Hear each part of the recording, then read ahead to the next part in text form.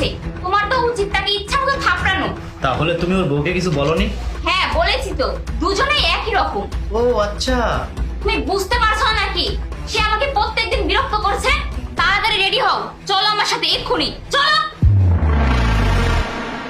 আরে তুমি চুপচাপ বসে বসে কি দেখছো? কি হলো? কিছু তো বলো।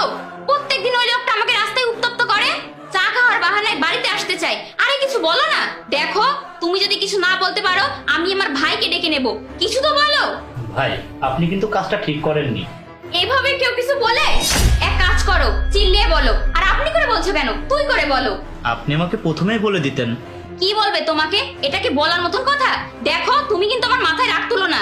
আরে তুমি চুপ করো না, উনি তোমাকে উত্ত্যক্ত করেনি। তাহলে ভাবি, চা বানাতেছিলেন, অনেক সুন্দর সুগন্ধ আসছিল। ভাবি